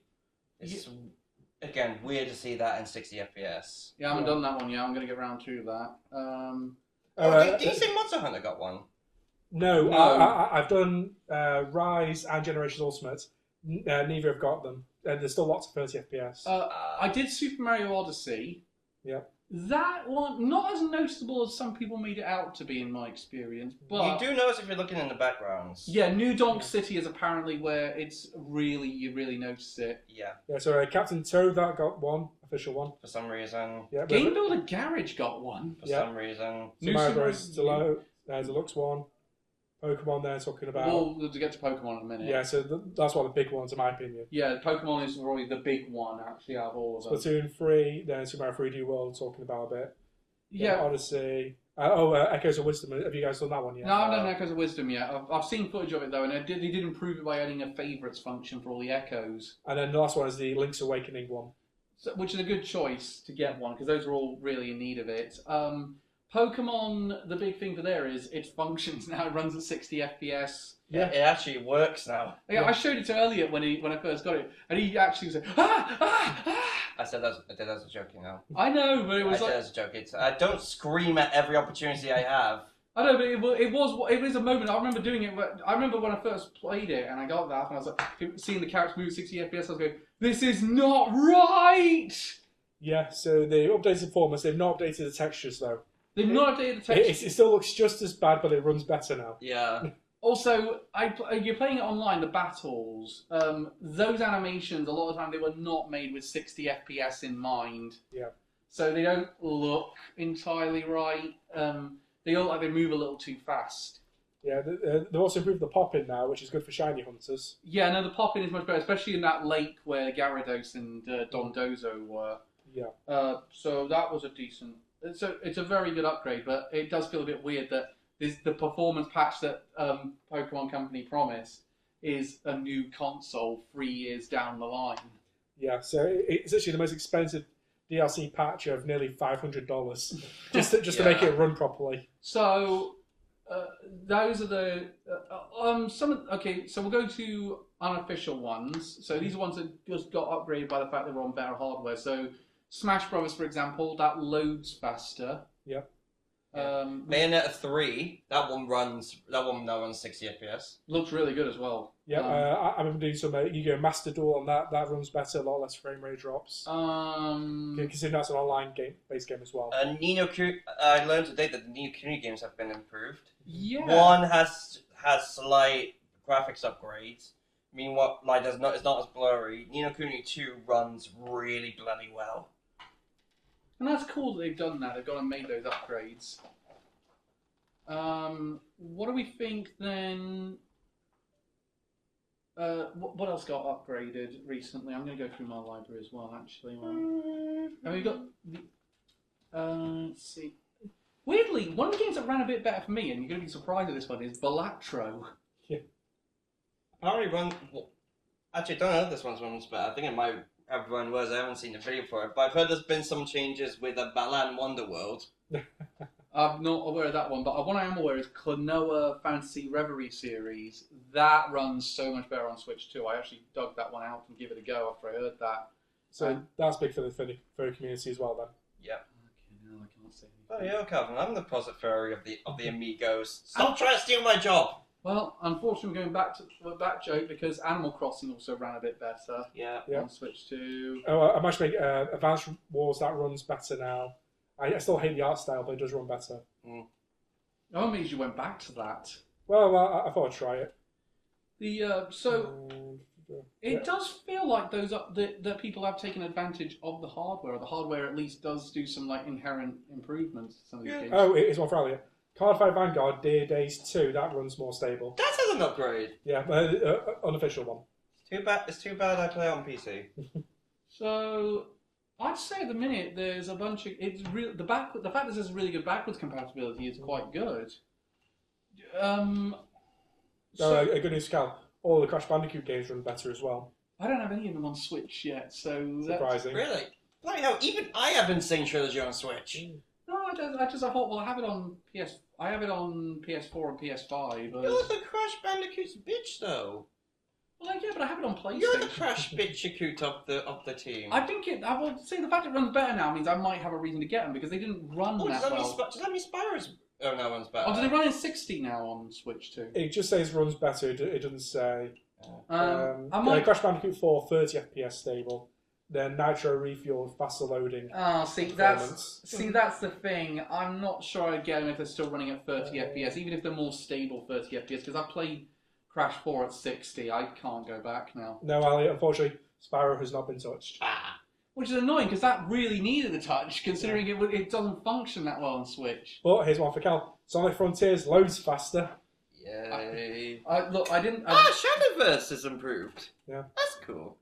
No, I'm not going to buy Sonic Frontiers on Switch.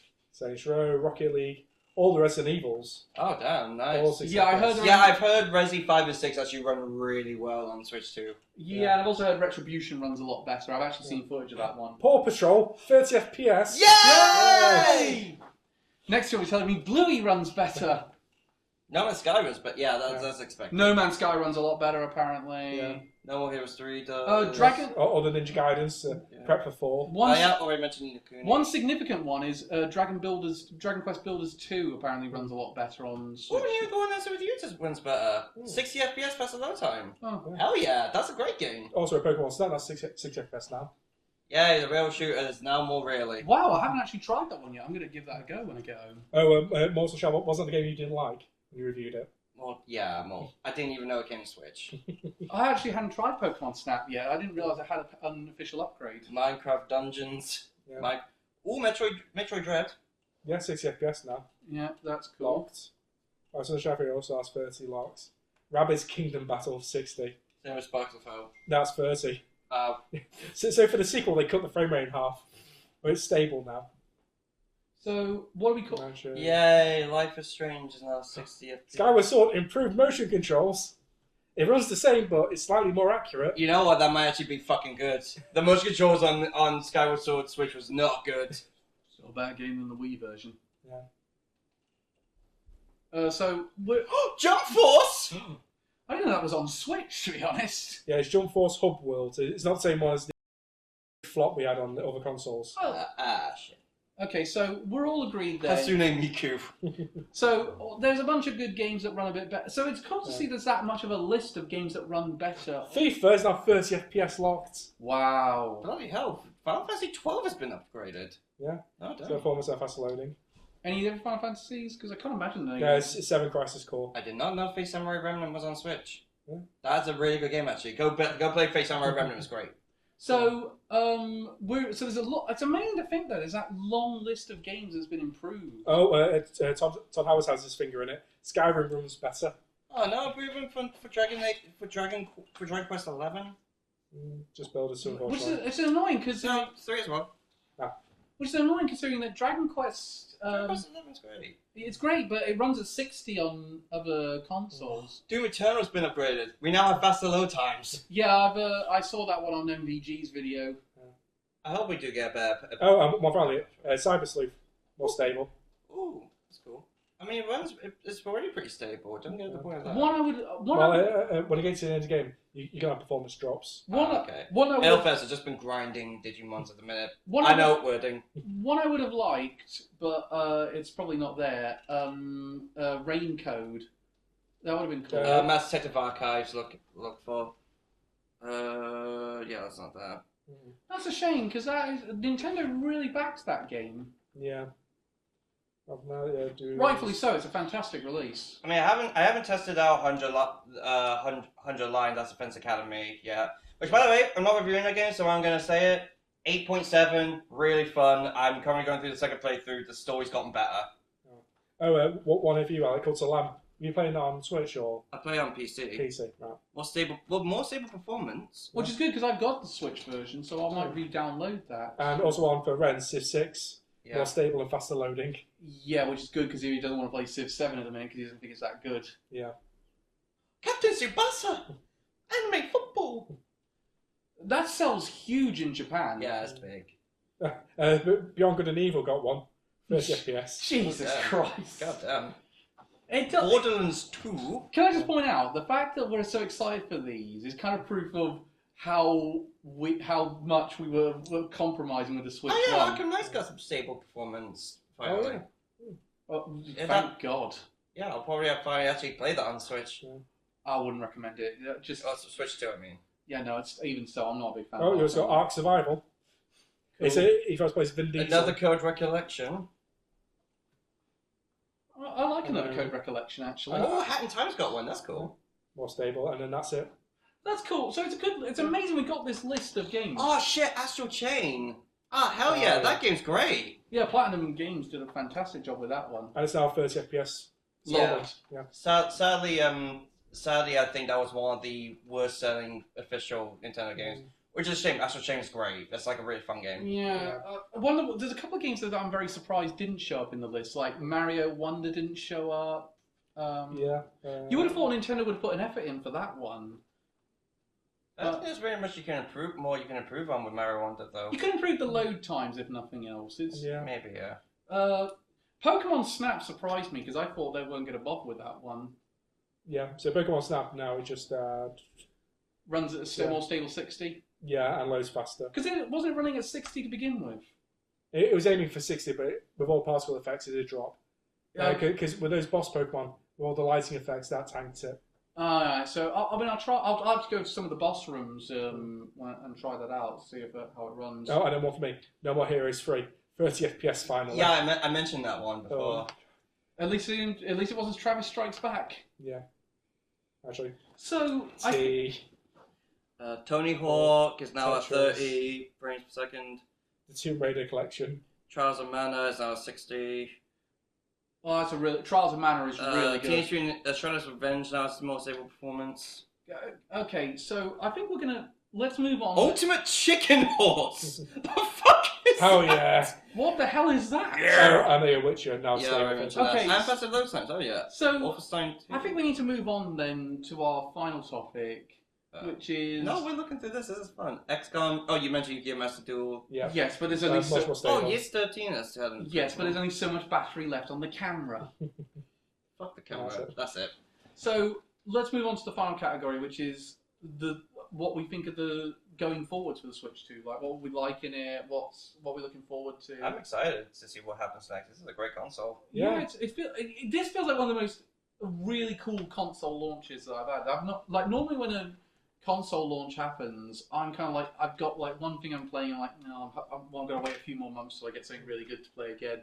This one is like I've got a ton I can play at launch, and a month later I'm getting a game that I'm really liking the look of. And I mentioned there's many more ports that are coming out later down the line that are going to be really big. Like, fuck, we're getting Elden Ring.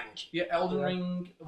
I'm getting a new game from FromSoft called The Dust Bloods. Fuck yes. Donkey Kong Bonanza. After that direct yesterday, I'm so much more hyped for that. my hype level was high already. It's gone even higher. We're getting another Hyrule Warriors. In your case, we're getting another Demon X Machina. Yeah. Which I'll be honest, wasn't big on the first one. Well, it's now 30 FPS now. Metroid Prime 4. If they nail that, that's going to be a Game of the Year contender. Yep. For the love of God, please give us Wind Waker and Twilight Princess HD on it. Well, ever since we got Wind Waker on the GameCube emulator, they might be less inclined to do so. That's the GameCube version. I'm more meaning like the Wii U version. Yeah. Because that one does have a number of significant improvements. I think they're going to do that and put it on Switch 1. Say, okay, you can't get a Switch 2 right now. Here's how you can play Wind Waker. And also, I think it's going to be a cross release. Yes, so I got to get it on both. I agree. I think it's going to happen. Yeah. Because when we finally get that, you can play every 3D Zelda on Switch. How fucking awesome is that? Do you know there's a Switch 1 game that I've heard about for like years. I know it exists, but Nintendo's just sat on it, and I'm kind of thinking, when do they want to put that one out? Oh yeah. Everyone wants to Switch. No, it's basically it's a remake of an old entry in one of Nintendo's now really popular franchises. Dogen the Giant. No, because Elliot doesn't like spoilers, I'm going to just type it out for you, Reese. Hang on a second. Like, it's gotta be fucking Xenoblade, isn't it? What more can they do with Xenoblade? Ah.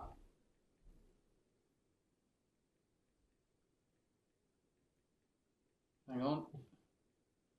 Yeah, I've been hearing about this for ages. Yeah. And I know it exists, but how would they position that now, do you think? I had a glimpse of that, Calvin. So why are you showing Reese porn during the recording? Ha! How unprofessional. Yeah. Because he always says it before the recording, before you turn up. Yeah. Reese, what are your thoughts on how would you position the release like that? Considering that probably will be Switch 1. I would probably wait for an anniversary coming up. Yeah, and I think there is an anniversary coming up soon, so that would be a good anniversary, especially considering that we know one entry in that franchise is going to the GameCube app, so... With a potentially second one as well. A potential second one, yes, so... That'll be interesting how they would do that, especially considering that... so that's all well and good, but so it's how they're going to balance those Switch 1 releases they want to get out, as well as their upcoming Switch 2. I mean, we do have, I think, that one Shin Megami Tensei spin-off, Raido of something or other, that I think is now going to be a cross-release. Yeah, so, for example, 2 games that we know are coming up next year for Nintendo are Tomodachi Life. Fuck yes! I'm so excited! And Rhythm Heaven. Yeah. So, do you think they're going to actually make Switch 2 versions of those, or are they just going to be... I feel like they have to. Or do you think it's going to be, you get the Switch 1 version, but it runs a bit better on Switch 2, like there's an official upgrade? I feel like they have to release a Switch 2 version, let's be honest. Well, it really depends how much they think the fan base will be there for it. I mean, Tomodachi Life's coming out in 2026. So is Rhythm Heaven. Yeah, so I feel like 2026, they kind of need to have them on both consoles. Yeah, like 2026 would be, especially if you combine that with, say, let's say in 2026, let's say for argument's sake, like none of this has been announced. You have Tomodachi. We know we've got Tomodachi Life and Rhythm Heaven, and we know we're getting the Dust Bloods. Yeah. So let's say those 3 titles are there. Let's say you wouldn't need to add 2. You would have to add a bit more to that. So let's say, for example, they had Animal Crossing and the Splatoon spin-off that's just been announced. Yeah. And a 3D Mario. That would be a very good year just on those alone. Yeah, definitely. What do you guys reckon out? 3D Mario or Animal Crossing? I think one of those is next year. I think 3D Mario is more likely. I'm going to disagree with that. I'm going to say Animal Crossing more likely because I think the Odyssey team has been working on this new Donkey Kong game due to so many shared elements. I think that there's been multiple teams working on. I think this has been worked on for a while, and new 3D Mario has been worked on as well. So I don't think we're that long for a new 3D Mario. It does feel like we're due a new Animal Crossing though. Yeah, I think just because with 3D Mario has been so long since the last one, Animal Crossing has been more recent. Not that recent. Remember, the last one was 2020, and the last update. I said more recent. Yeah. The last Mario was 2017. Yeah, that really feels like we need a new 3D Mario. Also, to be fair, though, 3D Mario is kind of a one per system thing. Yeah, and they always come up pretty early into the system's lifetime. Although we technically have had a 3D Mario now, the Mario Kart will be free roam. Technically, yes. What about actually on that note? Well, we technically got 2 3D Marios. Actually, there's a question with 3D World. Did you play Bowser's Fury section? Yeah. Okay. I beat that. I mean on the Switch too. I haven't done it yet. No, because I've heard most of the improvements are in that. Yeah, no, most of the improvements are. I've seen footage of the Switch 2 upgrade. Yeah, no. Well, that being said, because I'm really hoping that they are going to make the next 3D Mario like Bowser's Fury, this open world Mario. Bowser's Fury. Oh god! Is it Mario vs. Internet Explorer? Teaming up with Opera GX and Google Chrome. With Firefox as its evil overlord. No, the surprise twist villain. Bing. Working in concept. No, fucking Go-Go Duck or whatever it is. The revival of Ask Jeeves. You beat me to it again. Just Ashley's out of nowhere. Just hits ChatGPT with a steel chair. I was the original. And then AOL in the corner going, "It was me, Austin. It was me all along." ChatGPT will be like fucking Zilla in that one Godzilla movie. Just show up and get killed instantly. Yeah, it's Godzilla Final Wars. Yeah, that's it. Yeah, 2004. One of the best Godzilla films. Yeah, Zilla shows up for about 20 seconds, get blasted at Sydney Opera House, and detonated with Godzilla's atomic breath. Totes worth it. Definitely. Well, in the background, it feels like Sum 41 plays. So, I mean, this year for the Switch 2, it's really going to be. We know we're getting next month Mario Party Jamboree plus Jamboree TV and Donkey Kong Bonanza. The month after, we're getting Kirby. And we know in October it's Pokemon Legends ZA. That leaves 3 more releases that had a 2025 date to get dated. Metroid Prime 4. Well, Kelly, it's out now. Yeah, that stupid underground poster they got wrong. So, Metroid Prime 4, Hyrule Warriors, and Kirby Air Riders. Yeah. How would you reckon the order? Do you reckon they all come out this year? And if so, which order? I don't fucking know, dude. I don't do speculation. I really don't. Yeah. Do you think they all come out this year? Yeah. I agree. I think they do all come out this year. That was the poster on London Undergrounds. Yeah. So it's out now. We just go on the Nintendo store. Just fuck it, it's out. Yeah. No, so people have been posing with it. Reese, do you think all 3 of them come out this year? Yeah, I think so. Because Metro Prime 4 has been in redevelopment for so long, it has to come out this year. Yeah, no, it really does. It's that and Silk Song. They now have to come out. Yeah. Well, we were saying the same thing about GTA 6. And look at that now. Yeah, but I feel like if any of them are going to get pushed out, and maybe it's a tactical delay if anything else, I think Kirby Air Riders might get delayed.